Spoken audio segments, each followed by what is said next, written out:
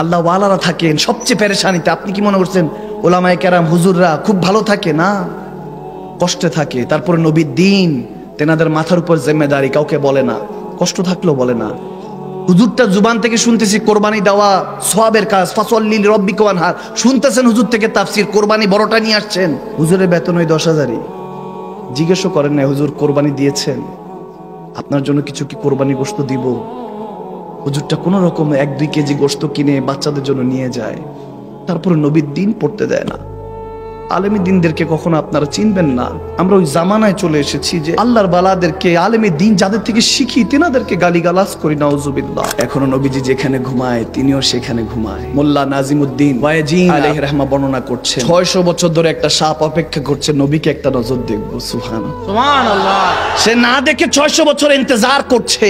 আর একজন তো সবকিছু ছেড়ে, সব ঘর বাদ, ধন সম্পত্তি, সন্তানাদি সব ছেড়ে মক্কা থেকে মদিনায় হুজুরের সাথে হিজরত করছে। সুবহানাল্লাহ।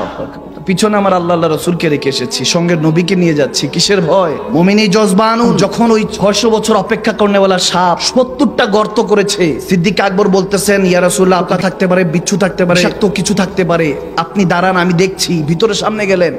এজন্য সানি ইয়াসনাইন বলেছেন নবী গো আপনি দ্বিতীয়। ইশকের মামলায় আপনাকে ভালোবেসে আবু বকর সিদ্দিক প্রথম হয়ে গিয়েছে। সুবহানাল্লাহ বলেন না। গেলেন, জামা কাপড় ছিঁড়তে ছিঁড়তে, রুমাল ছিঁড়তে ছিঁড়তে, বেচারা 600 বছর লাগায়া 70টা গর্ত করছে। সিদ্দিক আকবর 69টা গর্ত বন্ধ। আমার নবী ভিতরে ঢুকে দেখতেছে সিদ্দিক আকবর শুধু ওনার লজ্জার স্থান রেখেছেন আর নিজেকে গুটিয়ে রেখেছেন। বলে ইয়া রাসূলুল্লাহ, ইজ্জতের বিষয়ের জন্য এটা করতে পারিনি, একটা ছিদ্র আছে ওটার মধ্যে পায়ের মুড়িটা ঢুকিয়ে বন্ধ করে রেখেছেন। সাপ ছবল দিচ্ছে, ছবল দিচ্ছে, উফ করে না। নবীকে ভালোবেসেছি, উফ করা যাবে না।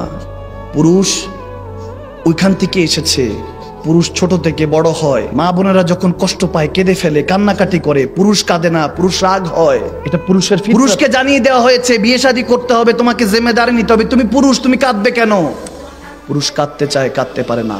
আমি কেঁদে দিলে পুরো পরিবারটা হেরে যাবে, সাহারা হারিয়ে ফেলবে। পুরুষ কাঁদে না, মনের ভিতরে মনের সমস্ত কষ্টগুলি লুকিয়ে রাখে। কিন্তু যারা হাকিকতে মুমিন হয়ে যায়, পুরুষ থেকে আরো উপরে চলে যায়, নবী কামলিওয়ালার প্রেমিক হয়ে যায়, কোনো দুনিয়ার কোনো কিছু কাজ হয় না, কোনো পেরেশানি কাজ হয় না। দুনিয়ার সমস্ত ইমতিহান আসলো, বলে আল্লাহ আলহামদুলিল্লাহ, জানি তুমি ইমতিহান গুলি দিচ্ছ, ইমতিহান না দিলে তো তোমাকে ডাকতেও পারতাম না। সুবহানাল্লাহ।